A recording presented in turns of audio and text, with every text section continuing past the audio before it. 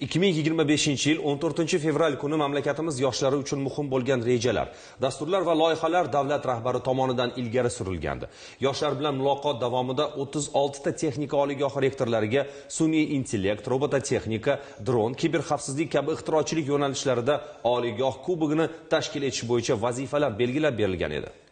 Joriy yilning 24-martidan 4-apreliga qadar Muhammad al-Xorazmiy nomidagi Toshkent axborot texnologiyalar universitetida raqamli texnologiyalar sohasida sovrin jamg'armasi 150 million so'mni tashkil etgan oliygoh kubogi musobaqalari bo'lib o'tmoqda.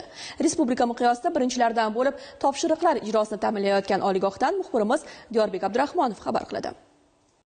Dunyo aholisining 70% dan ortiq qismi axborot texnologiyasiga bog'langan va bu raqamlar har kuni ortib boryapti. Bu esa sohaga chuqurroq kirish, maydonni egallashni talab etadi. O'tkazilayotgan mazkur musobaqalarning asosiy maqsadi talabalarning ilmiy yutuqlarini ommalashtirish, ularning bilim va ko'nikmalarini rivojlantirish, yangi g'oyalarni ilgari surish hamda ularni doimiy rag'batlantirib borishdan iborat.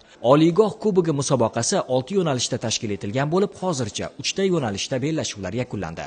Rag'batlantirish mablag'i 150 million so'mni tashkil qilgan mazkur kubogimiz talabalarimizni 3000 tasini o'z atrofiga yig'ib oldi. Aynan Unicorn AI startup loyihalar tanlovida talabalarimiz o'zlarini aniq loyihalarni tijoratlashtirish maqsadida ekspertlarga taqdim qilyaptilar va bularni sifatli baholash va kelajakda ushbu loyihalarni tijoratlashtirish maqsadida ekspertlar guruhiga aynan ishlab chiqarish sohalaridan Markaziy Osiyo sun'iy intellekt kompaniyasi ekspertlarni jalb qilganmiz. Ayniqsa dasturlash bo'yicha CTF tanlovlarida g'olib bo'lgan talabalarimiz xalqaro darajadagi olimpiada musobaqalarida ham ishtirok etish imkoniyatlarini qo'lga kiritishmoqda.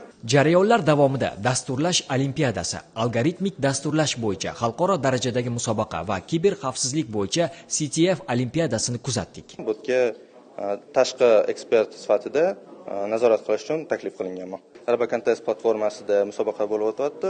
3,5 soat mobaynida bu musobaqada ishtirokchilar 9 ta masala yechishadi. Bu masalalar algoritmik masalalar, shart beriladi va bu kodni sistemaga yuboradi. Sistema o'zi bu kodni tekshirib, to'g'ri yechilganmi yoki noto'g'ri yechilganmi aytib beradi. Musobaqada asosan fikrlashga doir algoritmik masalalar ishlanadi. Matematika, fizika aloqador masalalar bo'lishi mumkin. Bitta jamoada 3 kishi bor bizda.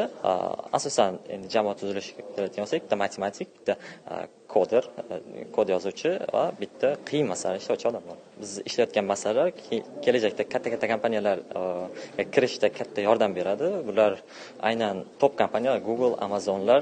Unicorn AI startup loyihalari tanlovi talabalar tomonidan yaratilgan sun'iy intellektga asoslangan startup loyihalarni taqdim etish va baholashdan iboratdir.